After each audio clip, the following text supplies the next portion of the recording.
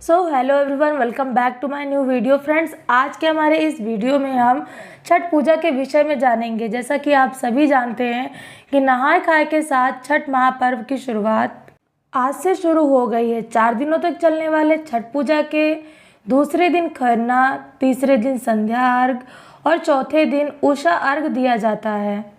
यह त्यौहार मुख्य रूप से बिहार, झारखंड और उत्तर प्रदेश में मनाया जाता है। इस दौरान पुरुष और महिलाओं को दोनों को ही बहुत ही सख्त नियमों का पालन करना होता है।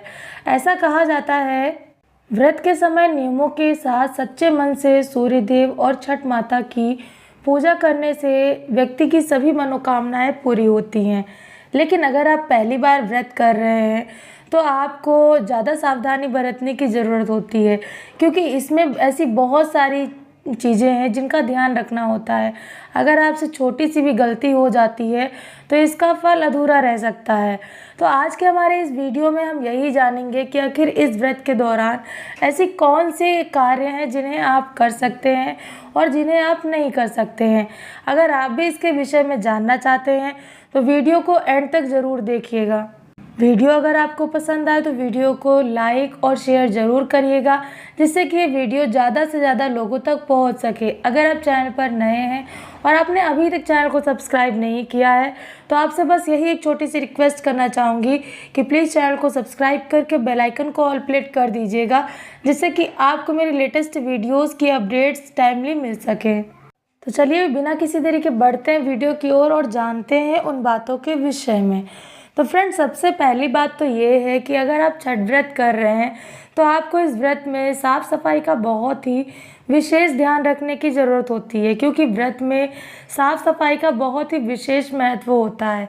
खासकर पूजा का स्थान, घर, रसोई घर, इसके अलावा पूजा में इस्तेमाल होने वाली सामग्री और बर्तन, इनका साफ होना बहुत ही ज़्यादा आवश्यक है। अर्घ के बर्तन को गंदी जगह पर तो बिल्कुल भी नहीं रखना चाहिए। इसके अलावा आप व्रत में जिन कपड़ों को पहन रहे हैं, जिन वस्त्रों को धारण कर रहे हैं, उनका भी साफ होना बहुत ही ज़्यादा आवश्यक है। सरल शब्दों में कहें तो छठ व्रत में साफ़ सफाई का बहुत ही विशेष महत्व होता है। तो इसलिए अगर आप छठ व्रत कर रहे हैं तो व्रत के दौरान व्रत से संबंधित सामग्री के साथ साफ़ सफाई का विशेष ध्यान रखें।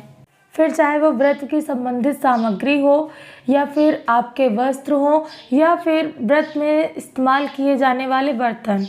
इसके अलावा दूसरी बात जिसका आपको विशेष ध्यान रखना है कि छठ पूजा के दौरान घर में सात्विक वातावरण आपके लिए बनाए रखना बहुत ज़रूरी है, क्योंकि इस दौरान घर में अगर आप लहसुन, प्याज, शराब या मांसाहार का सेवन करते हैं तो इससे आपके व्रत की शुद्धता नष्ट हो जाती है। तो इसलिए व्रत के दौरान इस बात का विशेष ध्यान रखें कि आपके घर में छठ पूजा के दौरान सात्विक वातावरण बना रहे। घर में केवल सात्विक भोजन का ही प्रयोग करें। 4 दिनों के इस व्रत में किसी भी ऐसी वस्तु का प्रयोग ना करें जिससे कि आपके व्रत की शुद्धता नष्ट हो।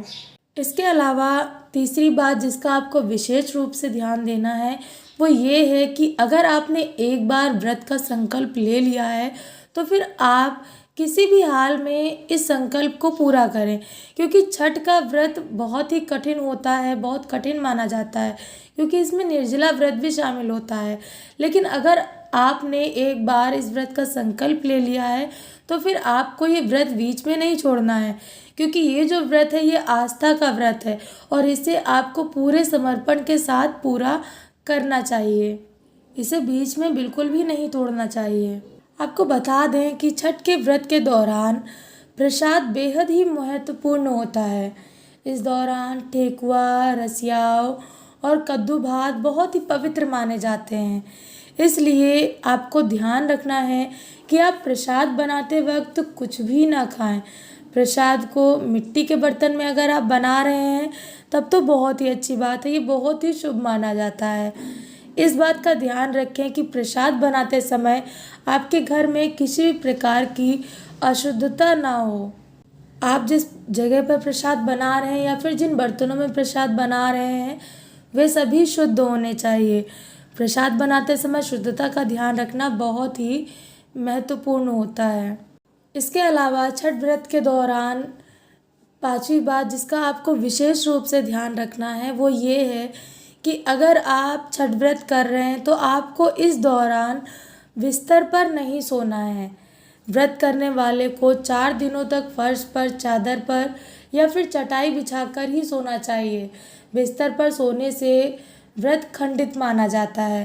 तो इसलिए कोशिश करें कि अगर आप छठ व्रत कर रहे हैं तो आप फर्श पर, चादर या चटाई पर ही सोएं, बिस्तर का प्रयोग ना करें सोने के लिए। तो फ्रेंड्स, ये थी ऐसी कुछ खास बातें जिनका छठ पूजा के दौरान ध्यान रखना बहुत ही ज़्यादा आवश्यक है। अगर आप इन बातों का ध्यान रखते हैं तो आप छठ व्रत को बहुत ही सरलता के साथ पूर्ण कर सकते हैं और आपका व्रत खंडित भी नहीं होगा। लेकिन अगर इन बातों में आप ध्यान नहीं देते हैं और व्रत के दौरान किसी प्रकार की अशुद्धता हो जाती है या फिर आप किसी भी नियम का उल्लंघन करते हैं तो इससे व्रत खंडित माना जाता है। तो इसलिए ध्यान रखें कि व्रत के दौरान इन सभी नियमों का पालन अवश्य करें। फ्रेंड्स, वीडियो में दी गई जानकारी अगर आपको पसंद आई हो तो वीडियो को लाइक और शेयर ज़रूर करें। चैनल पर अगर आप नए हैं और आपने अभी तक चैनल को सब्सक्राइब नहीं किया है तो चैनल को सब्सक्राइब करके बेल आइकन को ऑल प्लेट कर दीजिएगा, जिससे कि आपको लेटेस्ट वीडियोस की अपडेट्स मिल सके। तो फ्रेंड्स, आज की वीडियो में बस इतना ही। मिलते हैं नेक्स्ट वीडियो में एक नए टॉपिक के साथ।